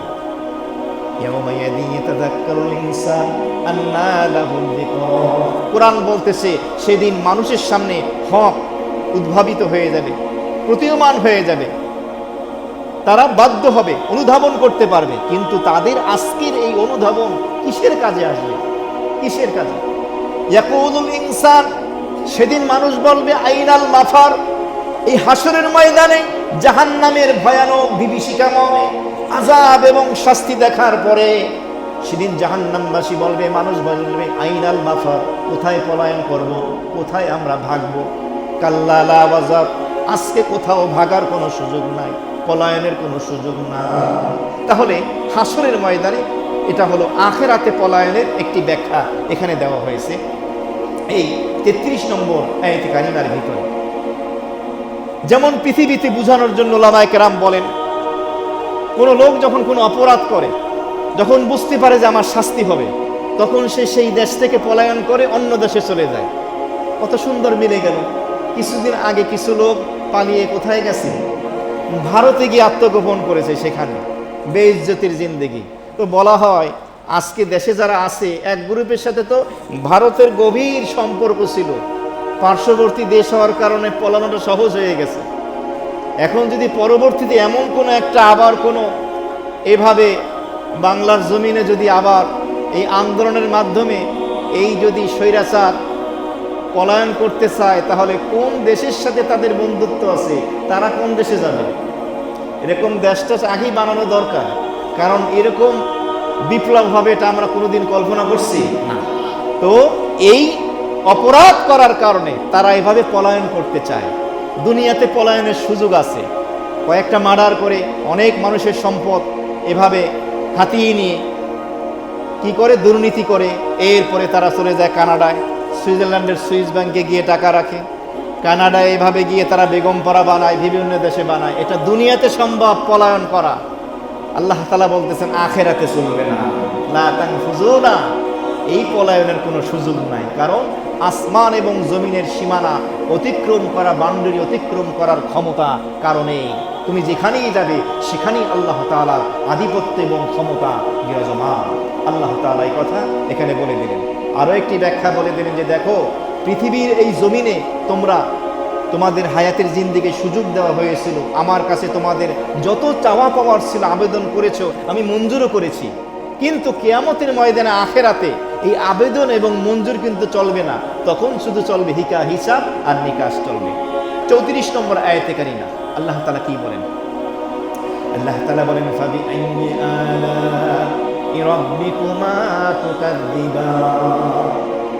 ও মানব জাতি, জিন জাতি, সকল সৃষ্টিজীব, আমার কোন কোন নিয়ামতকে তোমরা অস্বীকার করবে, মিথ্যারোপ করবে, কোনো তো সুযোগ নেই। এই আয়াতে তাফসীর ইতিপূর্বে একাধিকবার হয়েছে, যেহেতু এই আয়াতে কারিমা 31 বার এসেছে। এবার আসি 35 নম্বর আয়াতে কারিমায় মহান আল্লাহ রাব্বুল আলামিন কি বলেন? ইউরসালু আলাইকুমা শুআযুম মিন নারিন ওয়া নুহাসুন ফালা তানতাসিরুন। তোমাদের উপরে নিক্ষেপ করা হবে শুআযুম। শুআযুম শব্দের অর্থ হলো অগ্নিকুণ্ড, এমন আগুন যেই আগুনের ভিতরে ধোঁয়া নাই। মিন নার মানে আগুন, অগ্নিকুণ্ড যেই আগুনে ধোঁয়া নেই। আর একটা হলো নুহাস, নুহাস বলা হয় ধূম্রকুণ্ড, এমন ধোঁয়া যেই ধোঁয়ার ভিতরে আগুন নাই। তাহলে শুআজ শব্দের অর্থে তাফসিরে আসছে যে আগুন, যে আগুনের ভিতরে, অগ্নিশিখার ভিতরে ধোঁয়া নেই। আর নুহাস শব্দের অর্থ হলো যেই ধূম্রকুণ্ড বা ধোঁয়া যার ভিতরে কি নেই, আগুন নেই। এই অগ্নিকুণ্ড, অগ্নিশিখা এবং ধূম্রকুণ্ড এভাবে জাহান্নামীদেরকে জাহান্নামীর দিকে নিক্ষেপ করা হবে, যাতে করে তারা এভাবে পলায়ন করতে না পারে। পলায়ন করতে চাইলেই নিক্ষেপ করা হবে।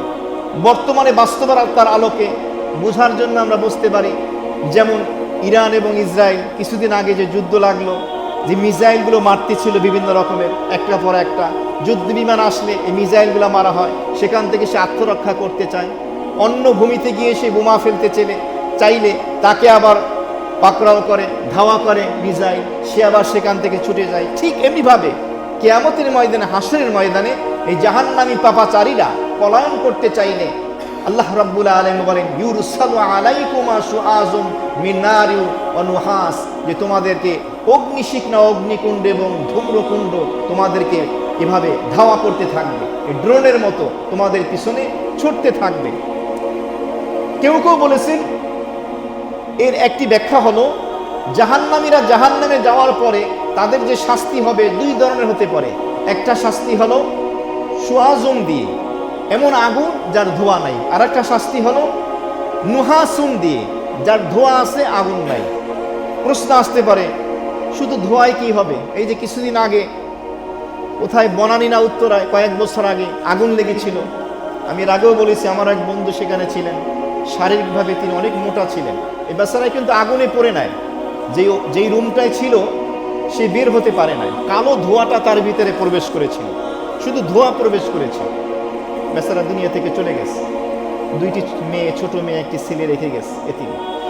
তো যে কথা বলতেছিলাম, এই দুইটি সুয়াজ এবং নুহাস, এই দুইটি শব্দ ব্যবহার করে আল্লাহ তাআলা জাহান্নামীদের শাস্তির কথা বললেন, যে তাদেরকে এভাবে ঘিরে ধরবে, তাদেরকে পাকড়াও করবে, তারা যেন এখান থেকে পলায়ন করতে না পারে। এর শেষাংশে বলা হলো ফালা তানতাসিরন, তোমরা এই যে অগ্নিকুণ্ড, ধূম্রকুণ্ড তোমাদেরকে ধাওয়া করবে, নিক্ষেপ করা হবে তোমাদের দিকে, এগুলিকে তোমরা প্রতিহত করতে সক্ষম হবে না। আনসার শব্দ থেকে তানতাসিরান শব্দ বের হয়েছে, এর অর্থ হলো কোনো জিনিসকে প্রতিহত করা। আর তাফসিরে লেখা হয়েছে, হে মানব জাতি, জিন জাতি, তোমরা একে অপরকে এই যে অগ্নিকুণ্ড, অগ্নিশিখা এবং ধূম্রকুণ্ডের যে আক্রমণ, এর থেকে তোমরা কেউ কাউকে সাহায্য করতে, সহযোগিতা করতে সক্ষম হবে না। আল্লাহ কিন্তু আগেই সতর্ক করতেছে। এরপরে হলো 35 নম্বর আয়াতে কারিমা, আল্লাহ বলেন ফাবি আইয়ি আলাই রাব্বিকুমা তুকাযযিবান, সুতরাং তোমরা আমার কোন কোন নিয়ামতকে অস্বীকার করবে? হে মানব জাতি, জিন জাতি, সকল মাখলুককে আল্লাহ নিয়ামত দিয়ে ভরে রেখেছেন। তো এই যে সতর্ক করা, আযাবের শাস্তির কথা, এটাও এক প্রকারের নিয়ামত, কারণ সতর্ক করার কারণেই তো আল্লাহর নিয়ামত লাভের তৌফিক হয়, সুযোগ হয়, যে আলোচনা এতে পূর্বে আমরা শুনেছি। এরপরে আসি 37 নম্বর আয়াতে কারিমা, আল্লাহ তাআলা কি বলেন? ফাইযা শাক্কাতিস সামাউ ফাকানাত ওয়ারদাতান কাদ্দিহান, কিয়ামতের পূর্ব মুহূর্তে, কিয়ামত যখন সংঘটিত হবে, ওই বিভীষিকাময় মুহূর্তের অবতারণা এখানে হয়েছে। রব্বুল আলামিন বলেন, অতঃপর যখন সামা, এর অর্থ হলো আসমান, ভেঙে ভেঙে পড়বে, চূর্ণ বিচূর্ণ হয়ে যাবে। ফাকানাত, তার অবস্থাটা হবে ওয়ারদাতান কাদ্দিহান, রক্তে রঞ্জিত রঙে, কাদ্দিহান, চামড়ার মতো। ওয়ারদাতুন শব্দের অর্থ গোলাপি রং। এর অনেক ব্যাখ্যা দেওয়া হয়েছে। এই গোলাপি রঙের ব্যাখ্যা দেওয়া হয়েছে যে তোমরা এখন দুনিয়ায় হায়াতের জিন্দিগিতে, পৃথিবীতে আকাশকে দেখতে পাচ্ছ কোন রঙে? আকাশ কোন রং? নীল রং। কিন্তু কিয়ামতের সময় এই নীল রং আর থাকবে না। এই নীল রংটা প্রথমে লাল রং হয়ে যাবে, এরপরে সবুজ রং হয়ে যাবে, কেউ বলেন হলুদ রং হয়ে যাবে, কেউ বলেন নীল রং হয়ে যাবে, কেউ বলেন তেলের, জাইতুন তেলের আগুন দিয়ে পোড়ালে যে রং হয় সেই রং হয়ে যাবে। কেউ কেউ এর তাফসীর লিখেছেন, বিশেষ করে হযরত মাওলানা তাফসীর ইবনে কাসিরের ভিতরে আল্লামা ইবনে কাসির রাহমাতুল্লাহ আলাইহি তিনি করেছেন গোলাপি রঙের ঘোড়া। গোলাপি রঙের ঘোড়া বসন্তকালে হলুদ রঙের থাকে, শীতকালে এভাবে লাল রঙের থাকে, এরপরে তীব্র শীতের ভিতরে সেটা ধূসর রং ধারণ করে। তার মানে কিয়ামতের পূর্বে এই আকাশটা লাল রং ধারণ করবে। এটাকে বলা হয়েছে ওয়ারদাতান, লাল রঙে রজ্জিত হবে। কাদ্দিহান, কাপ মানে মিছিল, মতো। দিহান শব্দের অর্থ হলো চামড়া। লাল রঙে রঞ্জিত, রক্তে রঙে রঞ্জিত যে চামড়া, সেই চামড়ার রং রূপ ধারণ করবে। এই ব্যাখ্যা দেওয়া হয়েছে তাফসীরের ভিতরে। তো এই কঠিন অবস্থাটা হবে সেদিন, এটার দ্বারা বোঝানো হয়েছে এটা কখন? এই আসমান ভেঙে পড়বে। কেউ কেউ বলতেছেন যে যখন কিয়ামত সংঘটিত হবে, কেউ কেউ বলতেছেন যে না, যখন কবর থেকে মানুষদেরকে উঠিয়ে এভাবে হাসরের মাঠে নেওয়া হবে তখন ভেঙে পড়বে। মহান আল্লাহ রাব্বুল আলামিন এর মাধ্যমে তার মহত্ব এবং বরত্ব প্রকাশ করবেন। এই যে আকাশ ভেঙে পড়বে, এর ব্যাখ্যা, এর এই ধরনের শব্দমালার ব্যবহার কোরআনে কারিমের একাধিক জায়গায় হয়েছে। সুজা ইনশিকাকের ভিতরে আছে ইদা সামাউন শাক্কাত, যখন আসমান চূর্ণ বিচূর্ণ হয়ে যাবে। তো আসমান চূর্ণ বিচূর্ণ হয়ে যাবে, ভেঙে যাবে, এটা কিয়ামতের পূর্বে এই অবস্থাটা হবে এবং এই রংগুলো ধারণ করবে। অর্থাৎ কিয়ামতের পূর্বে বিভীষিকাময় মুহূর্তের একটি অবস্থা আল্লাহ তুলে ধরে এরপরে বললেন ফাবি আইয়ি আলাই রাব্বিকুমা তুকাযযিবান, ও আমার বান্দারা, মানব জাতি, জিন জাতি, শোনো, তোমরা আমার কোন কোন নিয়ামতকে অস্বীকার করবে? নিয়ামতকে তো অস্বীকার করার সুযোগ নেই। এই যে বারবার 31 বার যে আসলো, আলাদা আলাদা নিয়ামতের আলোচনা করে আল্লাহ তাআলা এই শব্দকে এনেছেন ফাবি আইয়ি আলাই রাব্বিকুমা তুকাযযিবান। এবং আল্লাহ তাআলা আমাদেরকে তাম্বি করেছেন, সতর্ক করেছেন, সাবধান করেছেন যে দেখো, তোমাদেরকে আমি সাবধান করতেছি, কিয়ামত কিন্তু বিভীষিকাময়, হাসরের ময়দান কিন্তু বড় কঠিন। মা সন্তানের থেকে, বাবা সন্তান থেকে, সন্তান বাবার থেকে, ভাই ভাইয়ের থেকে, বোনের থেকে, বন্ধু বন্ধুর থেকে, একজন আরেকজন থেকে পলায়ন করবে, কেউ কাউকে পরিচয় দিবে না। এমনকি সন্তান এসে মাকে বলবে, এত কষ্ট করে গর্ভে ধারণ করেছেন, এরপরে লালন পালন করেছেন, আমি না খাইলে আপনি খান নাই, আমি না ঘুমাইলে আপনি ঘুমান নাই, সারা জীবন চোখের পানি ফেলছেন, আজকে একটা নেকি দিলে আমার জান্নাতে যাওয়ার সুযোগ আছে, দেন। মায়ে বলবে, তুমি কে? সন্তান বলবে, আমি আপনার সন্তান। কিন্তু তুমি কি পাগল? আমি আর তো বিয়েই হয় নাই, আমার তো বিয়েই হয় নাই, আমার সন্তান আসবে কোন জায়গা থেকে? অস্বীকার করবে। সুতরাং এই যে সম্পর্ক নিয়ে আমরা এত কিছু করি, বাড়ি গাড়ি টাকা পয়সা, এত আবেগ অনুরাগ যা কিছুই করি, চোখ বুঝলে কিচ্ছু না, জিরো। আপনার আমার মূল সম্পদ হলো আল্লাহ, আল্লাহ রসুলের সাথে মুহাব্বতের গভীর সম্পর্ক। আপনার আমার মূল সম্পদ দিনার, দিরহাম, ডলার, পাউন্ড, টাকা পয়সা, রুপিয়া, বাড়ি গাড়ি, নারী, ক্ষমতা, পাওয়ার, এগুলো কিচ্ছু না। আপনার আমার মূল সম্পদ হলো নেক আমল, আখেরাতে যেটা চলবে ওইটা কামাইতে হবে, কেউ কাউকে কিন্তু দিবে না। একটা নেকির জন্য ধরা খাইয়ে যাবে অনেকে, অসংখ্য লোক। দেখেন না, রেজাল্ট যখন বাইর হয়, এসএসসি, অনার্স, মাস্টার্সের, মাত্র একটা মার্কের জন্য ধরা খাইয়ে যায়, এই অবস্থা হবে। মুহতারাম হাজিরিন, আল্লাহ তাআলা এই কথাগুলো বলে, আমাদেরকে আযাবের কথা বলে সতর্ক করতেছেন যে বান্দা, আমি চাই না তোমাকে শাস্তি দিতে, আমি চাই তুমি আমার সেই নেয়ামতে পরিপূর্ণ জান্নাতের মালিক হও। এই জন্যই তোমাকে সতর্ক করছি, যাতে করে তুমি আমার নেয়ামত পেতে পারো। তো আযাব থেকে সতর্ক করা, নেক আমলের দিকে ধাবিত করা, এটাও আল্লাহ তাআলার অনেক বড় নেয়ামত। মুহতারাম হাজিরিন, এই জন্য আমাদেরকে আল্লাহ যে জিম্মাদারি দায়িত্ব দিয়েছেন, আমাদেরকে মানব জাতি, জিন জাতিকে, এগুলো আমাদেরই দায়িত্ব।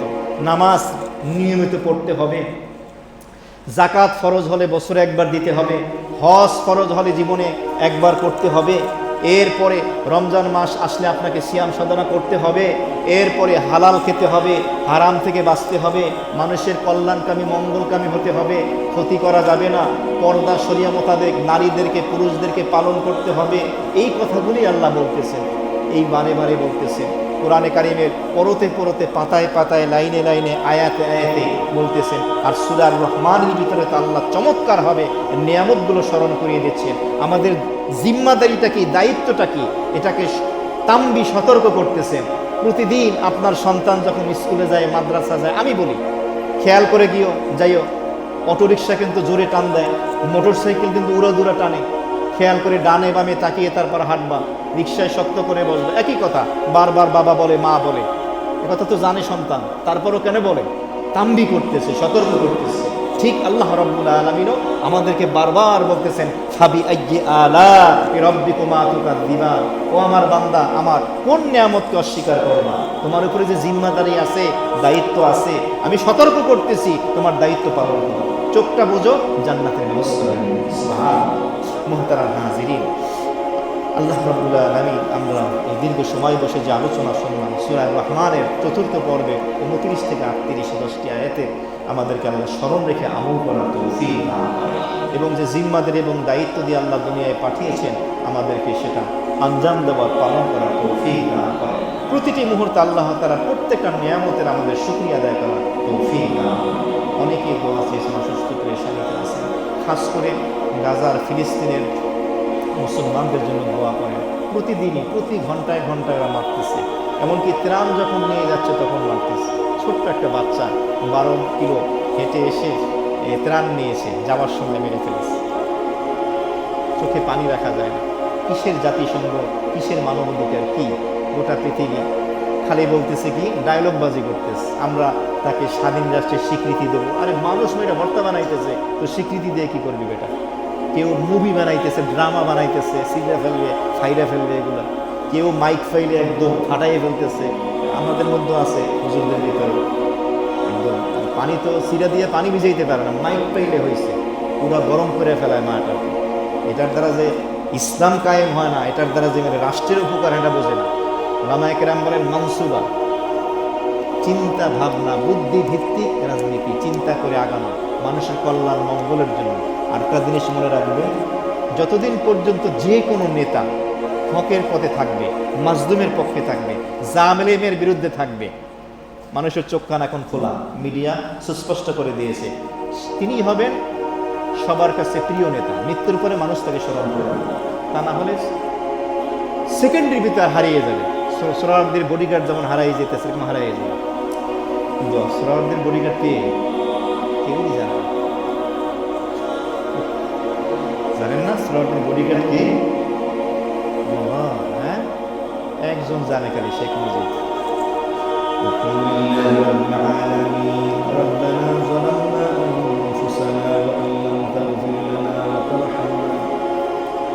لنكونن من الخاسرين اللهم ربنا آتنا في الدنيا حسنة وفي الآخرة حسنة وقنا عذاب النار اللهم حاسبنا حسابا يسيرا اللهم اجرنا من النار اللهم إنا نعوذ بك من غضبك والنار والسخط والموت والجنة بسم الله على به ونفسه ولا اللهم نبه قلوبنا بالقرآن العظيم زين أخلاقنا بالقرآن العظيم ونجنا من النار بالقرآن العظيم وذكرنا في الجنة بالقرآن العظيم ربي لا تذرني فردا وأنت خير الوارثين يا أيها الناس اتقوا ربكم إن زلزلة الساعة شيء عظيم يا مقلب القلوب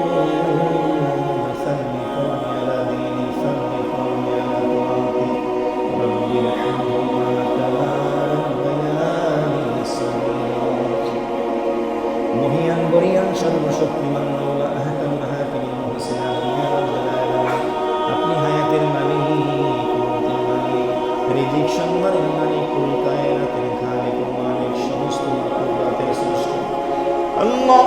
পবিত্র সফর মাসে ঈশার সালাতের পরে ধৈর্য ধরে রহমত বরকতের ঘরে বসে কোরআন মাজিদের তাফসীর করে মুশরিকে সুবহানাল্লাহ হাত উঠাইলাম। ওলামায়ে কেরাম বলেন তাফসীরের পরে দোয়া কবুল হয়। মুখ ভরা আশা নিয়ে হাত উঠাইলাম, মানে জীবনে যত গুনাহ করলাম, সাগীরা কবিরা জানা অজানা ইচ্ছা ইচ্ছা প্রকাশের উপরে জাহিরা কুফর শিরক বেদাত জেনে না জেনে বন্ধু বান্ধব পাল্লায় পর নফসে শাসন বোকায় করে নদী ভরে চাপে পড়ে নদী ভরে রাতে দিনে মাঠে ঘাটে ময়দানে অফিন সাগর উদ্যোগ করে দেশ বিদেশে যে হালাতে যে অবস্থায় পড়েছে দুনিয়ার মানুষ হয়তো জানে না। রব্বুল আলামিন আমরা তাওবায় নাসুহার নিয়ত খালি হাত বিখানা এতিমের মতো বাড়ায় দিলাম, এতিম নবীর এতিম আল্লাহ আপনি আপনার মাগফিরাতের রহমতের সীমাহীন দুনিয়ার দিকে তাকিয়ে আমাদের সকলের তামাম জিন্দেগীর ছোট বড় সমস্ত গুনাহগুলি মাফ করে দাও আল্লাহ। আমাদের আমল নামার ভিতরে গুনাহগুলি নেকির দ্বারা পরিবর্তন করে দাও। নেক আমল যতটুকু করার তৌফিক দিয়েছেন ভবিষ্যতে দিবেন, মেহেরবানি করে কবুল করুন।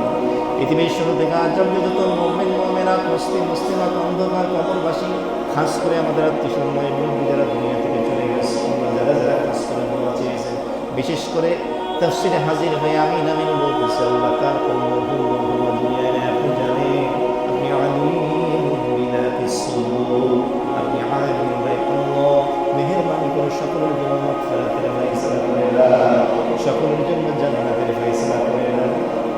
আমাদের মধ্যে জীবিত মৃত নারী পুরুষ ছোট বড় উপস্থিত হচ্ছি সকলকে আপনি মাফ করে দেন।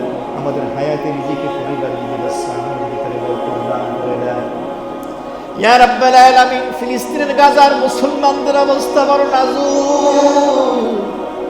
দুনিয়ার মানুষ ক্ষমতা নিয়ে নির্বাচন নিয়ে টেনশনে আছে, কে কয়টা সিট পাবে, কাকে কোন জায়গা থেকে নমিনেশন দেবে, কার সাথে যোগ করলে, কার সাথে যুক্ত হলে, কার সাথে গিয়ে মিলবে আমার সিট বেশি পাওয়া যাবে। আজকে মুসলমানদের সাথে উলামায়ে কেরাম গিয়া জড়ো হয়ে গেছে। রব্বুল আলামিন গোটা পৃথিবীর যত রাষ্ট্র রয়েছে, অমুসলিম রাষ্ট্রগুলো বাদ দিলাম, মুসলিম রাষ্ট্র যারা রয়েছে ভোগ বিলাস বিনোদন নিয়ে ব্যস্ত আছে। গত সপ্তাহে পত্রিকায় দেখলাম সৌদি আরবে কমেডিয়ান উৎসব হবে, গোটা পৃথিবী থেকে সেখানে জড়ো হইতেছে। নাউজুবিল্লাহি মিন যালিক। ইয়া রাব্বাল আলামিন বিলাসী জীবন যাপন নিয়ে ব্যস্ত আছে গাজার ফিলিস্তিনের ছোট্ট ছোট্ট বাচ্চারা অনাহারে খাদ্যে কষ্ট করতেছে, পুষ্টির কারণে হাড্ডি সার হয়ে যাচ্ছে। গর্ভবতী আমার মায়েরা কষ্ট পাচ্ছে আল্লাহ। 2 বছরের 3 বছরের ছোট্ট একটা বাচ্চা ডাস্টবিন থেকে খাবারগুলো কুড়িয়ে কুড়িয়ে খায়, বালু খায়, মাটি খায়। দেখতে পেলাম এক বাবা কয়েক কিলো কয়েক মাইল কষ্ট করে সামান্য খাবার নিয়ে যখন তাঁবুর ভিতরে ঢুকলো, ছোট্ট ছোট্ট বাচ্চারা আনন্দে নাচতেছে। বাঁচার লড়াই, আমরা আছি ক্ষমতার লড়াই নিয়ে, সম্পদের পাহাড়ের লড়াই নিয়ে, আর গাজার ফিলিস্তিনের মুসলমানরা আছে জীবন রক্ষার লড়াই নিয়ে। আল্লাহ, আমরা বড় অক্ষম, অপারগ, মজবুর। আল্লাহ, গোটা পৃথিবীর সকল মানুষকে মানুষ হওয়ার তৌফিক দাও। জাতিসংঘের মানবাধিকার থেকে নিয়ে যদিও তারা মুসলিম, তাদেরকে ঢাল হয়ে দাঁড়ানোর মতো বুঝদান করে দাও। বিশেষ করে মুসলিম রাষ্ট্রের শাসকদেরকে আল্লাহ